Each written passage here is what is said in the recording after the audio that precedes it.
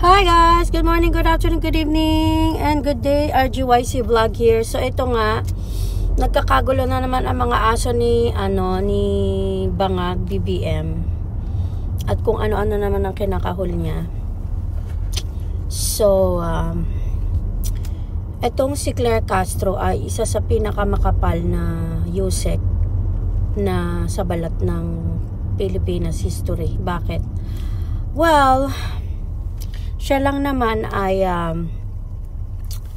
nagpapakalat din ng fake news sa mga pinagsasabi niya. At parang ang tingin ko, hinay lang yata siya para kumahol sa mga Dutertes at sa mga kritiko ng admin ng Bangag. Bakit? Kasi halos lahat ng mga tanong sa kanya about Dutertes, pinapatulan niya. Tapos pag pinapatulan niya, para siyang nagbablog lang na opinion niya. Opinion niya lang yung sinasabi niya. Di ba dapat siya?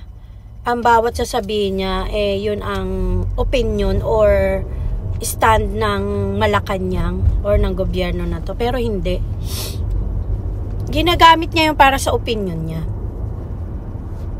Which is BS. Bakit?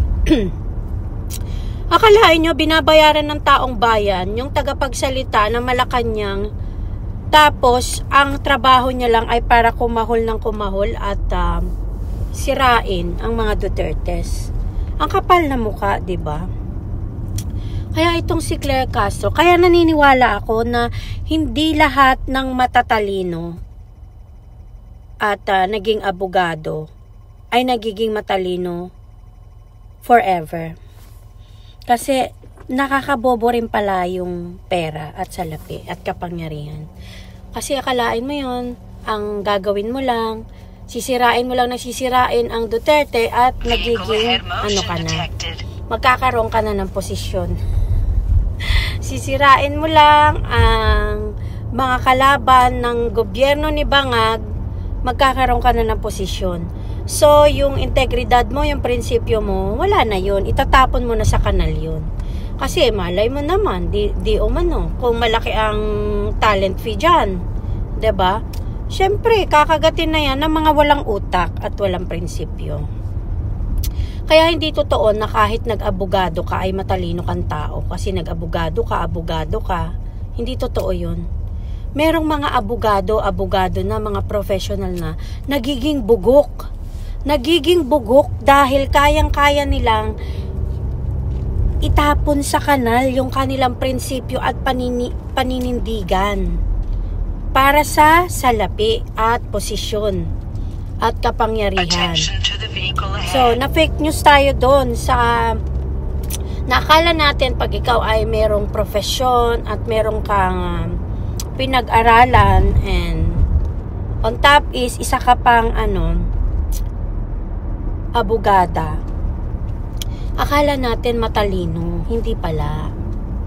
Ang pagkatalino nila ay lumilinya sa utak ng mga kriminales at mga wala sa hulog, yung mga papampam at saka yung mga pabida, ganun, yung mga dahil gusto ng posisyon, kaya lane departure. Sige lang, itatapon ko na lang yung prinsipyo at dangal ko at pinag-aralan ko ng 8 taon. 6 to 8 years ba yung law? Nang ganun lang. Wala lang. Para sa salapi, gagawin. Para sa posisyon, gagawin. Kahit na tapak-tapakan ang prinsipyo at dignidad, gagawin. Attention to the vehicle yan ahead. Ang utak ng mga bugok. Kaya kawawa talaga ang bansang Pilipinas ngayon. Like, God save the Philippines talaga. Kasi sobrang desperate na sila na patumbahin ang mga Dutertes na sisirain pa talaga nila ang Davao at gagawa pa sila ng di umano gawa-gawang ano ba yung may showing doon na nang hold up ko, no? Tapos yung getaway car niya, isang motor na halos hindi na makatakbo. Hindi tumakbo, low bat, walang gas. Pero high crime daw siya. Ayos. Ginagawa nila mga bugok ang mga Pilipino. Hindi nila alam, mas matatalino ang kahit na walang pinag-aralan kaysa sa mga ano na yan, mga may profesyon, no. Matatalino ngayon ang mga ordinaryong Pilipino na ginagamit ang kanilang at isip sa pagtimbang ng kung ano ang tama at mali. Kasi kahit gaano ka pa katayog sa pinag-aralan mo, kung hindi ka sumusunod sa kung ano ang tama, kung ano ang nasa batas, at kung ano yung nararapat lang na pakikipagkapwa-tao, isa ka ng mataas na kapitapitagan at karespeto. Pero habang ikaw ay ano, hindi gumagawa ng tama at nababayaran ang iyong dignidad, wala men.